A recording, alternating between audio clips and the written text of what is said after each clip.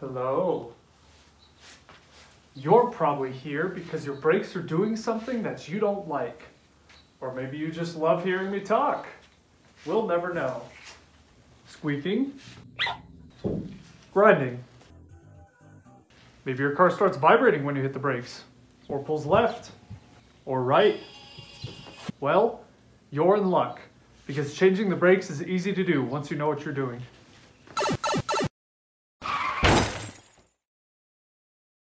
Your brakes have three parts: the rotor, the caliper, and the pads. The rotors are connected to the wheel and spin with them as you're driving. When you press the brake pedal down, it makes your caliper squeeze the brake pads against your rotor, which causes friction and slows down your car. Over time, as you use your brakes, the friction causes the pads to wear down, because they are just blocks of carbon after all. Over the course of a few years, depending on how hard you are on the brakes, they will wear down enough to where a small metal tab makes contact with the rotor. Once that happens, your brakes will start to squeak when you use them, which is an indication that they're getting close to replacement. But that is not always the case, so the tools we will need to check the brakes are a socket for the lugs and a breaker bar, or a speed wrench, and some jack stands. You don't want to keep your car propped up using only a jack because that is unsafe.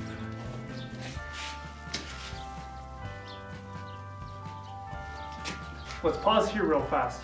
Before working on your car, no matter what you're doing, you want to remove all of your jewelry so that it doesn't get caught on anything. I only had to have that happen once to remind me why I need to do it. It hurts. Once you're ready to work, start by putting your car in park or in gear, then engage the parking brake.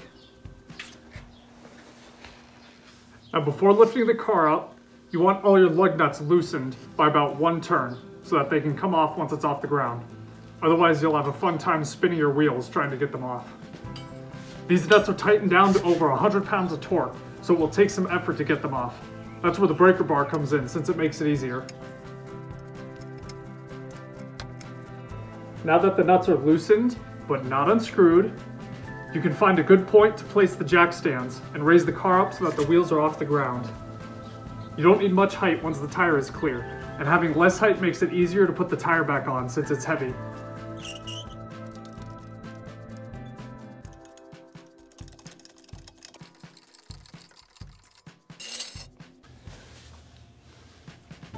Here I am showcasing my recalled Harbor Freight jack stands. I welcome death.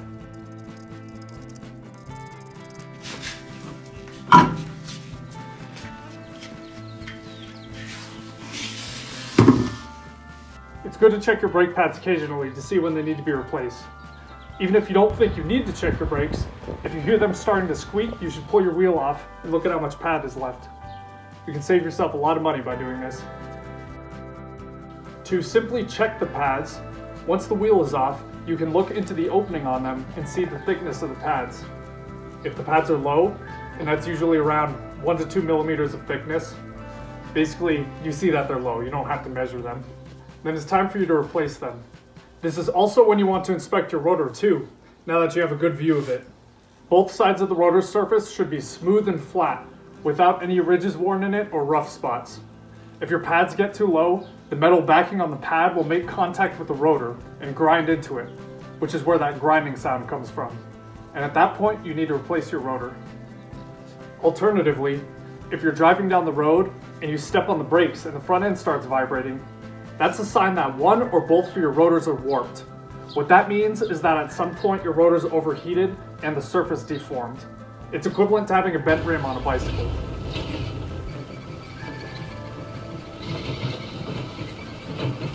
When you take your wheel off, they will look fine, because warping isn't something you can visually see. That's because it only takes a few thousandths of warping to cause issues, barely a sheet of paper or two. But you can test if this is the case, because the vibration will get worse as you press the brakes down harder. However, you shouldn't feel anything if you aren't pressing the brake pedal down. Warpage may happen if you are constantly doing hard, complete stops with your car, but it's not necessarily restricted to that. If they're warped, they will also need replacement. This system is a pair, so always replace the hardware on both wheels. There are a number of tools you can use to change your pads, but the easiest will be the breaker bar and the socket wrench, and a C-clamp. Maybe a box too. Some brake caliper grease is also useful. If your new pads don't come with any,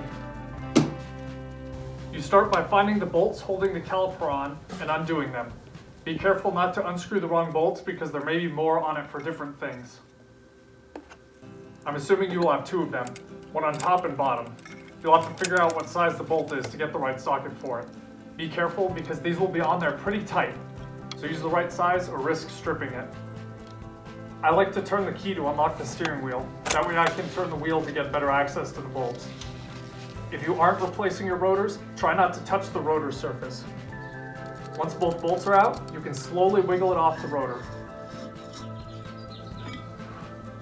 Then using the box as a shelf, you can set it down so it's not hanging by the brake line, because that can damage them. At this point, if your rotor is damaged, you can replace it since it's now accessible. To do that, you just pull off the old one,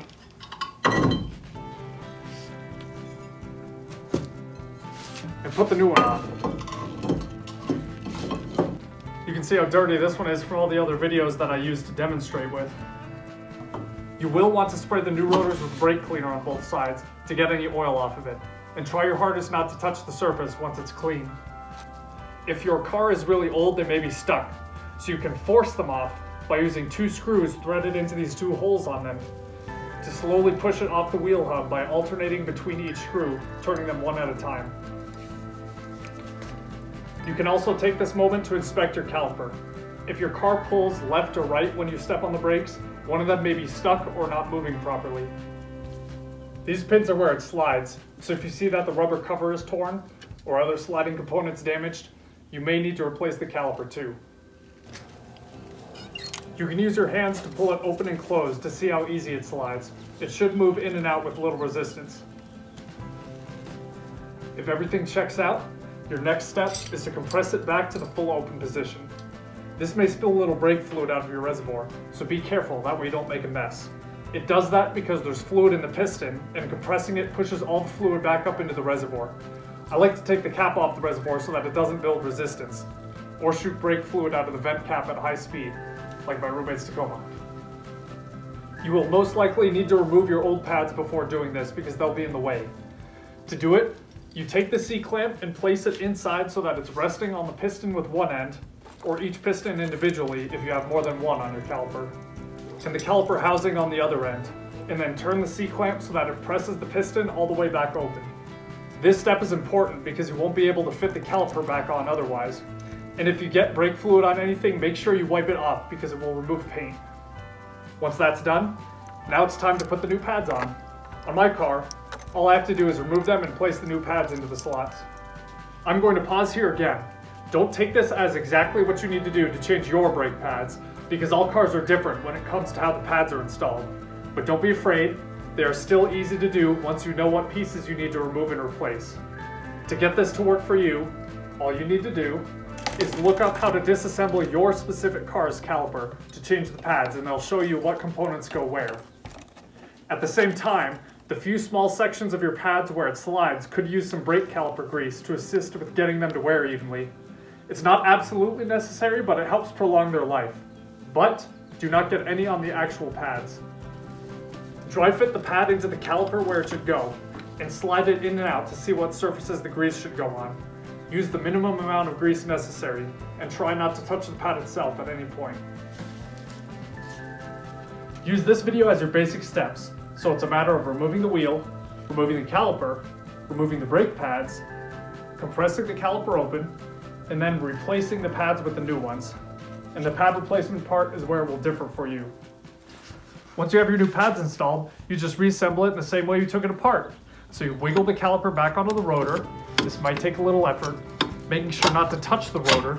Then use your fingers to thread the bolts back in and hand tighten them. Then tighten them the rest of the way using the wrenches. You want to make sure that you hand tighten them first, that way you don't cross thread them when putting them in. And that's it, you're done. If you've installed new rotors, there should be instructions for properly breaking them in. Don't forget to read up on how to do that and follow those instructions too. And most importantly, don't forget to torque down your lug nuts again once your car is back on the ground. Thanks for watching, and I hope this gives you the confidence you need to work on your own car.